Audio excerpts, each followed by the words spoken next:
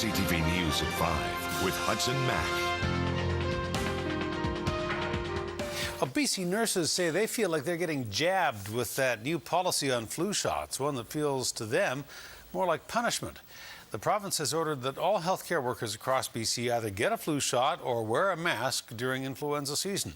The nurses say they're not opposed to the policy, but they're angry about the way it's been brought in. CTV's Joe Perkins has that story. He joins us now live with more. Joe. Hudson, the BC Nurses Union says it's committed to increasing immunization rates in BC, and that's why it wants to know why nurses were not consulted in such a sweeping policy. Now, on Thursday, nurses across BC learned the province had a new plan for reducing influenza infections. It's a policy requiring healthcare workers to get a flu shot or wear a mask during flu season. The Nurses Union says it has always encouraged its members to get a flu shot, and that's why it was so surprised when it found out it was left out of the policy discussion.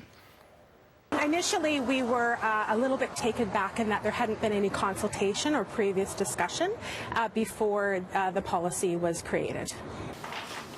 The Nurses Union says it is not against the policy, but wants to be involved with the province in shaping what it will look like. Flu season is typically in late November, but in talking to a union representative today, it seems like the policy is in its very early stages and far from being implemented anytime soon, especially not in the next couple of months.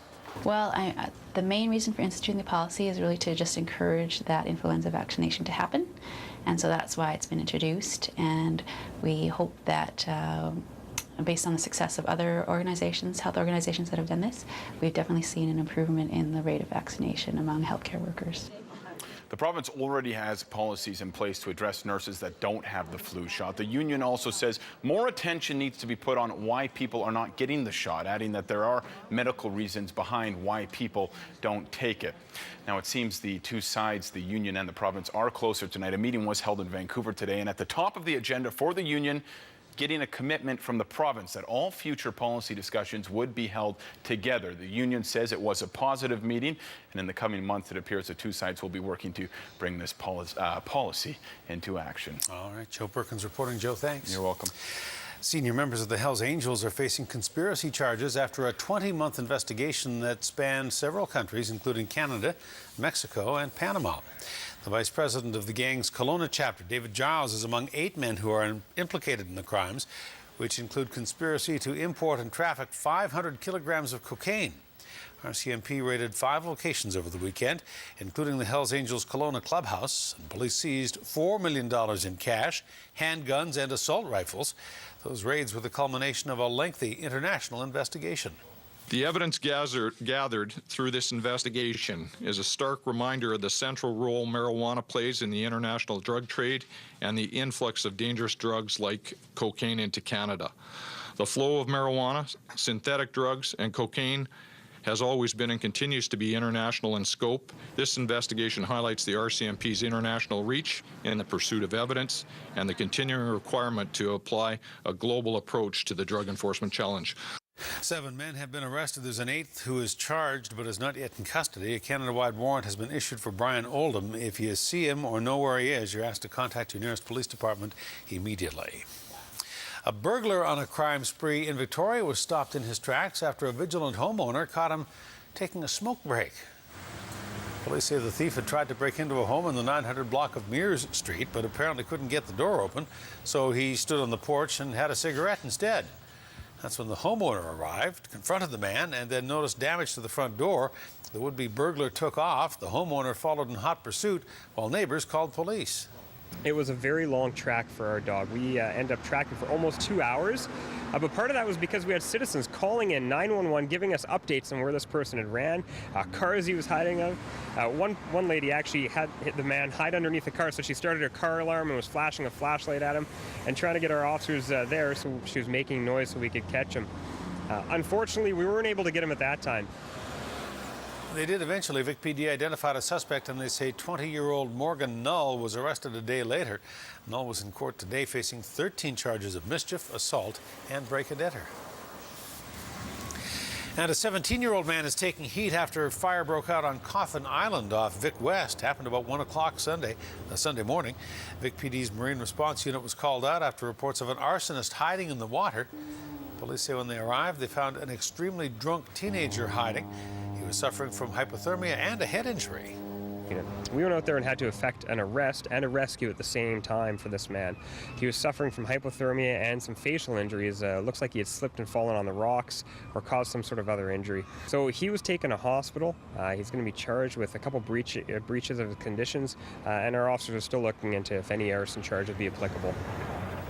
Police say the 17-year-old appeared in youth court today and is facing 4 counts of breach and obstruction. Well, while everybody should be talking politics in Florida tonight, all eyes remain on Tropical Storm Isaac, as we showed you earlier. The conference hall in Tampa is nearly empty as the Republican National Convention gets off to a slow start. Tampa was spared the worst of Isaac, but it had an impact. The convention was forced to recess this afternoon and is now jamming 4 days of its agenda into 3. Forecasters say Isaac could become a full-fledged hurricane as early as tomorrow, making landfall on the Gulf Coast, perhaps in New Orleans. Meantime, Mitt Romney's still at home as he continues to work on his speech, as he wonders how the storm may play out politically. Our thoughts are with the people that are in the storm's path and hope that they're spared any major destruction. Would you give any thought to canceling the convention? Got a great convention ahead. Romney says he has no plans to call off the convention. He'll fly into Tampa tomorrow. His wife Ann speaks to the conference tomorrow. So far, at least one speaker has bowed out. Louisiana Governor Bobby Jindal said he would not be attending as the storm gathers strength and bears down on his home state. In this country, an ex-boyfriend of a woman whose body parts were found scattered in Mississauga, Ontario, has now been charged in her death. The gruesome discoveries were made in a river and a park in the Toronto area. The victim was last seen by friends on August 10th. The 40-year-old suspect has been charged with second-degree murder in what police describe as a domestic-related homicide. A senator's wife is back in court tomorrow on charges that she caused a disturbance on a plane last week. 23-year-old Megan Sensenberger spent the weekend in custody in Saskatoon, accused of disrupting an airline flight by arguing with her senator husband. The judge released her today on conditions that include she have no contact with her husband, 69-year-old Rod Zimmer, and that she does not drink in any licensed establishment. That new polymer $20 bill will soon be giving you a high school history lesson. The new banknote will feature the Canadian National Vimy Memorial and poppies on the back, serving as a reminder of the men and women who were killed in the First World War during the Battle of Vimy Ridge. That new 20 goes into circulation in November. A deadly synthetic drug known as bath salts has arrived on Vancouver Island. A 43-year-old Esquimalt man faces charges after RCMP discovered a cache of drugs in his vehicle, including marijuana, ecstasy, LSD, bath salts, and more than $30,000 in cash. RCMP say they searched the man's truck after they found him asleep at the wheel along the Trans-Canada Highway near Nanaimo.